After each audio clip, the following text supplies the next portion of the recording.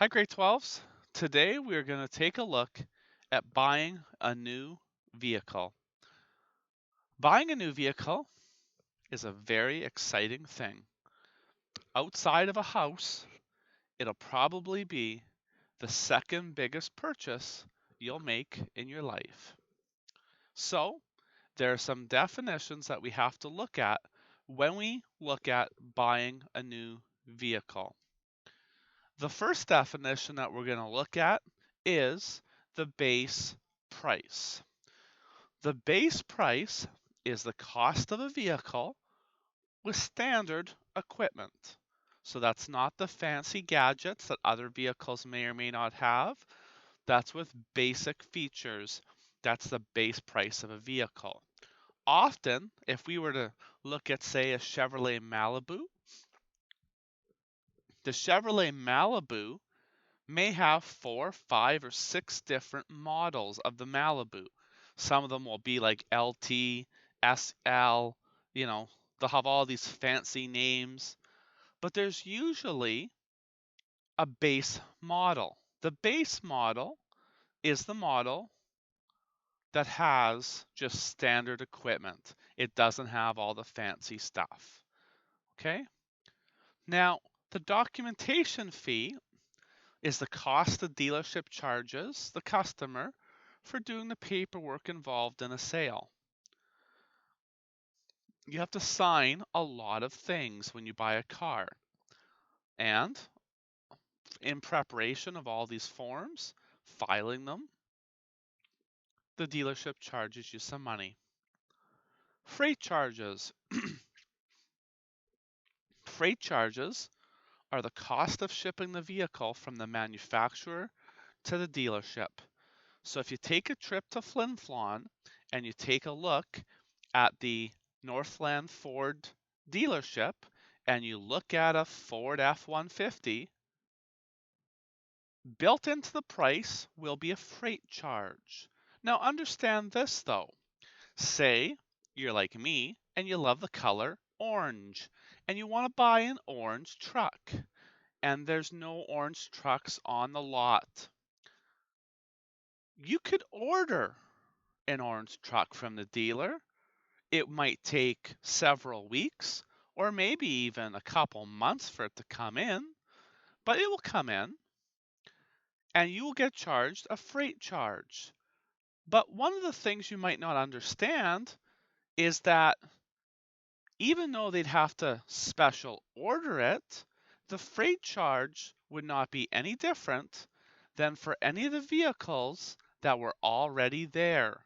It would be the same because it costs the same for a vehicle to already be there than if it has to be brought in there. At one point, the vehicles were on a truck and they were transported from maybe southern Ontario all the way through Ontario to Manitoba and then all the way up north to Flin Flon. So freight charge will depend on how far the dealership is from where the cars are made. Optional equipment are extras that can be chosen for your vehicle. Examples include a DVD player, Wi-Fi. Other things could be navigation, backup cameras, heated seats. Those are all optional equipment. A preferred equipment package is kind of like a dinner combo. Let me explain. If you were to go to Subway and you wanted to buy a sandwich and you wanted to buy a bag of chips with a fountain drink, if you want to buy all those things anyway, it would be cheaper to get a meal combo than to buy them separately. But the key thing in there is if you wanted all of them. If you only want 1 or 2 of them, it would still be cheaper to buy them separately. Now, some optional equipment is packaged together into a preferred equipment package. So a combination of these optional items are sold together. And if you're looking at getting all of these optional pieces of equipment, then this preferred equipment package would probably save you maybe a couple $100. And it's a worthwhile thing to do. Okay?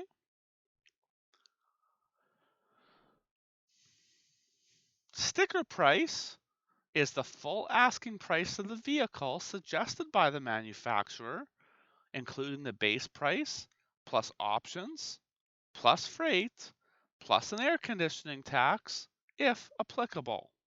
So if you go to the dealership and you see that a Jeep costs $42,000, that would be the sticker price.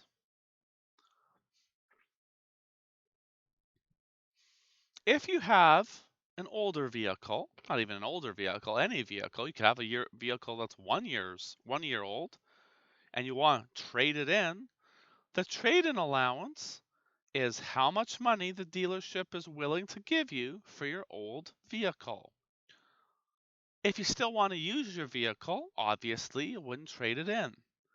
And chances are, if you were to sell your vehicle privately, you may get more money than by trading it in. But trading it in is convenient. You don't have to place an ad or advertise for your vehicle. You don't have to wait for somebody to say, yep, I want your vehicle. So there are pluses to just trading in your vehicle when you're buying a brand new one. Let's take a look at a few examples. Here's the first one. Find the sticker price for the following Honda Accord.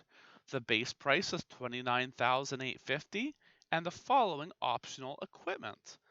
A preferred equipment package costing $980, an automatic transmission costing $1,165, a CD MP3 player costing $340, an air tax of $100, and freight of $940 will also be charged. This question is very straightforward.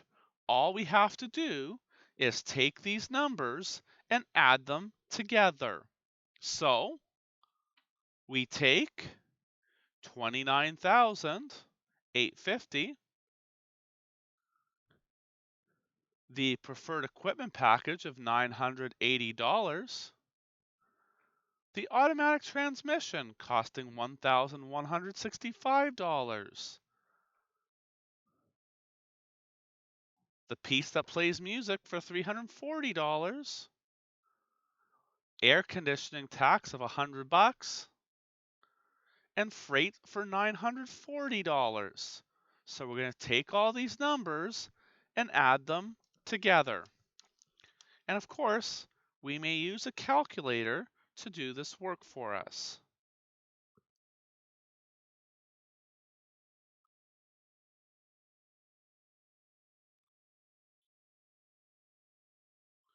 When we do that, we get $33,375.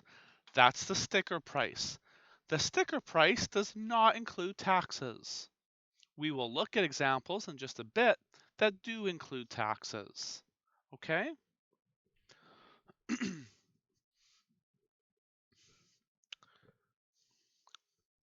Next example. Buddy is going to buy a 2016 Cadillac Escalade SUV. The base price is $75,830.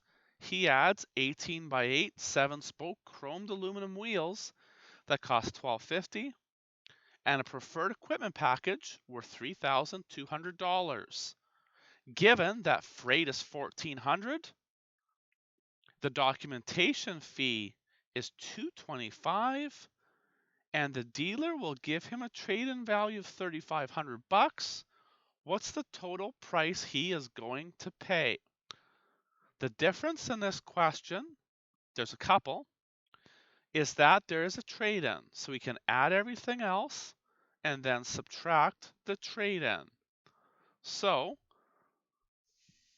I've got 75,000. Oopsies, that's not a 5. That's a 5. 830. The wheels, 1,250. Preferred equipment package, 3,200. Freight on the cars, 1,400 buckaroos. Documentation fee is $225. We're going to add that up to get a subtotal, and then we'll subtract the trade-in value. So 75, 830 plus 1250 plus, adding this all together, I get $81,905. Now, there is a trade-in value of $3,500. So we subtract that from the sticker price.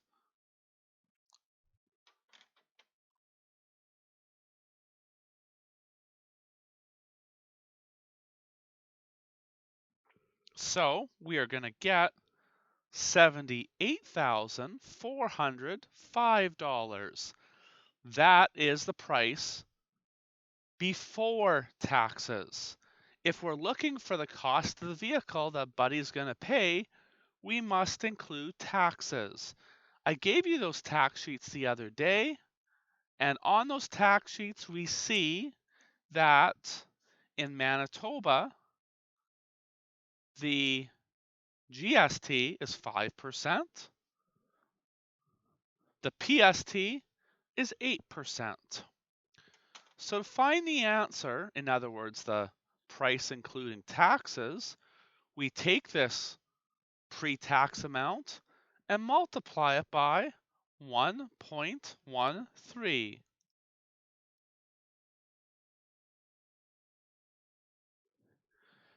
This finds the price including taxes, and the price including taxes is a hefty $88,597.65.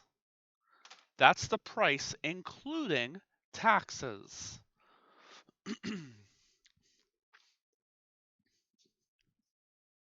And of course, when you go to get a car, there's a couple different options. If you got the cash, you can hand over the price of the vehicle, including taxes, in this case, $88,000 and some money. Now, even if the price of a car was $25,000, there's not many people that have $25,000 laying around. So if you can't pay for the vehicle right then and there, then the dealership will offer financing. You'll be able to take out a car loan. That car loan will be for probably anywhere between 3 and 7 years. You can either get financing directly through the dealership, or they'll call around to all the different banks, find the bank that'll give you the lowest rate, and they will give you that bank rate. Dealerships are highly motivated to get your business, so they will try to do whatever they can in order to secure a car loan for you so that you can drive away with one of their vehicles. Excuse me. Now, one of the things that we may not understand, though, is that when you go to buy a brand new vehicle, a car salesman, not even a car salesman, but the dealership probably only makes about $2,000 on a car. So that means that if a car is worth $25,000, then the dealership might make $2,000 on that. Obviously, a piece of that would go to the salesperson who sold the vehicle, and the rest would go to the people that own the dealership. That money would go to people that work as secretaries, themselves, the higher ups, the managers. It would go towards the repair people. There's lots of different spots where that money goes. So it's important to, when you buy a brand new vehicle, to try and get the best deal. Dealerships will sometimes have incentives or discounts or promotions that go on where you can save a lot of money. But you have to ask for it, and it might only be directed towards vehicles that they're trying to get rid of. Last year's models that they want to get off the lot. So they might be willing to give you good deals for that kind of stuff. Okay? All right. So, example, here's another one. Because, and like it says here, we got to get car loans, most people, because most people don't have a whole lot of money to just buy a vehicle. You know, it's not like you go to the store and you buy yourself an Xbox One for 500 bucks. You buy an Xbox One, most people can scrounge up 500 bucks, no problem, okay? However, if you want that car, most people need a loan. So, car loans are kind of like house loans or mortgages. And you're going to get a chart, the monthly car payment calculator, that has amounts from 2% to 15% and terms from 1 year to 7 years on it. We will use this monthly car payment calculator to help us. Now, we don't need it for this example. It will come in handy for the following example. So let's take a look at this example here first. Shane takes out a loan for $28,800 for a car he purchases.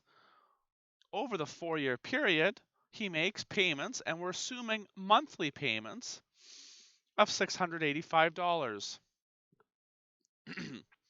Find how much Shane pays over the 4 years. Now, in 4 years, there are 48 months.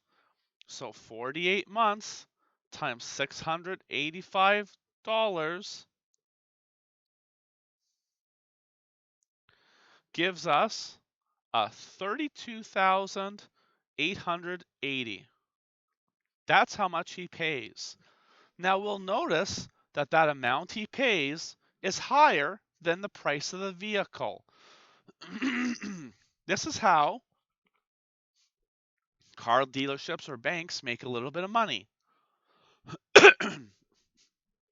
They give you a whole whack of dough to buy a vehicle, but they charge you interest. So part B asks, how much interest does he pay? Well, the interest he pays is the difference between how much he pays, that's the $32,880, and the price of the vehicle, which is $28,800.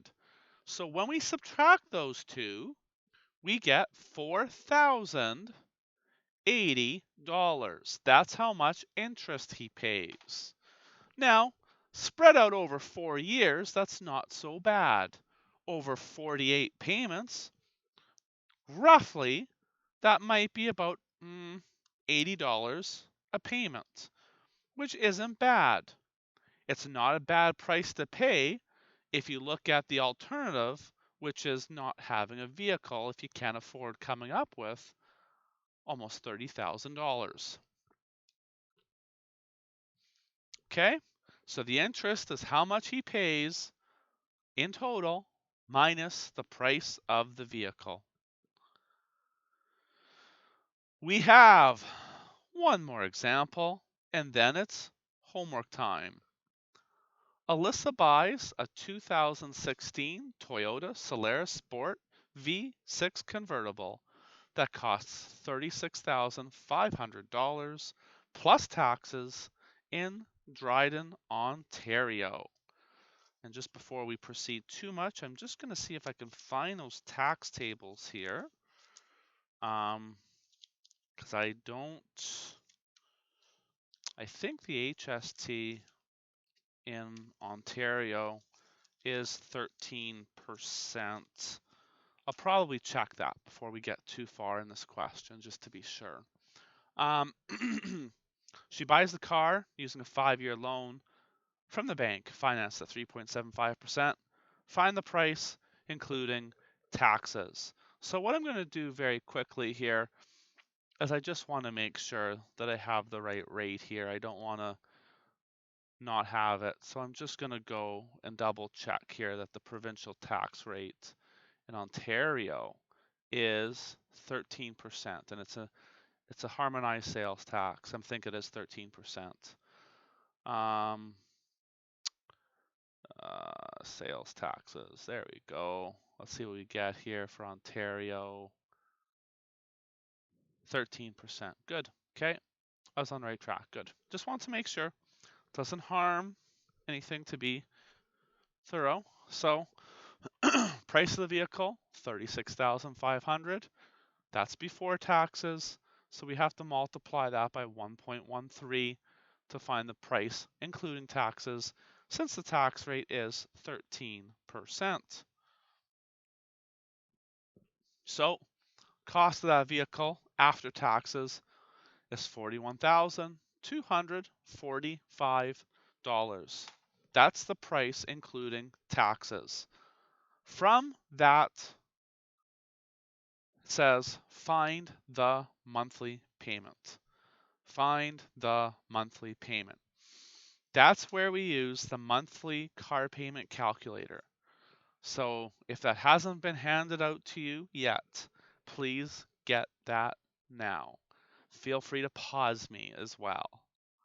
Okay?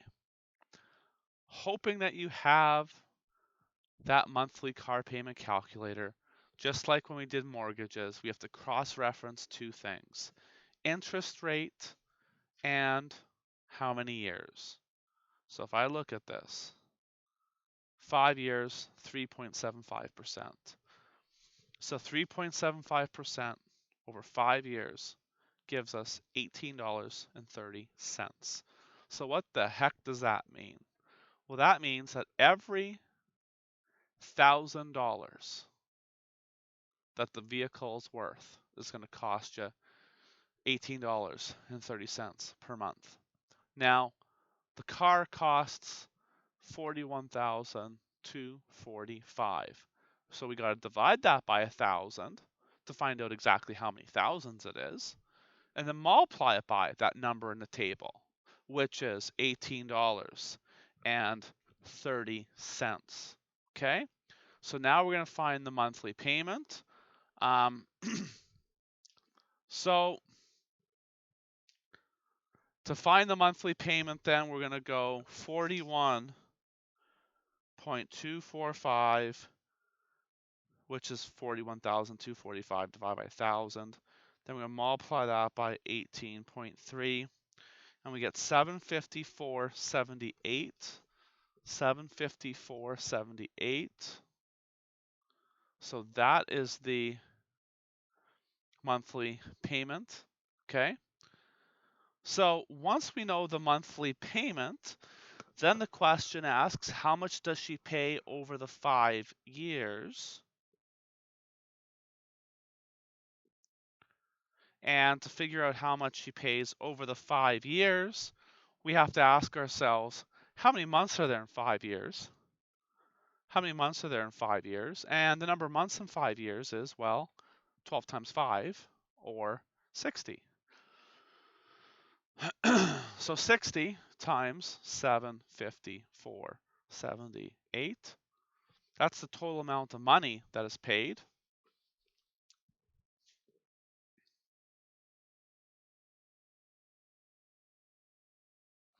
And we get 45,286.80.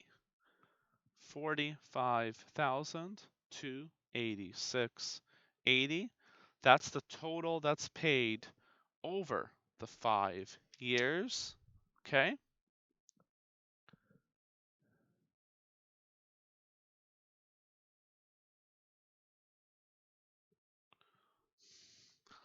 The last part, part D, find the total interest, might be called the finance charge, that Alyssa pays. So to find out what that total interest is, we take how much Alyssa pays, the deferred payment, if you will, that $45,286.80, and subtract, what's the car worth? $41,245. That's the price after taxes anyway, right? Yep. So we're going to subtract those two numbers, and we're going to get 4,041 and 80 cents. That's the total interest that Alyssa pays over the 5 years. Okay? And I think that's about it. Yes. Now, I am going to double check here. I'm not sure if we have a quiz or a test, or not quiz, but a homework check. But I'll double check because I want to be sure.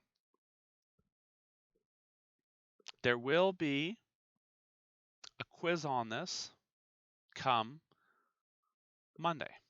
Now, no, let me back that up for a second here.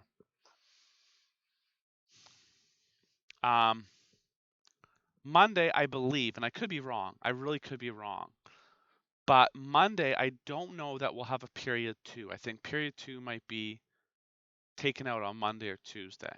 So either way, Monday or Tuesday, whatever day that we have math after the work period we're having Friday, we will have a quiz on buying a new car. So there will be a quiz on this. So you do need to do these questions for practice. So please do as many of them as you can, and I'll see you on Monday.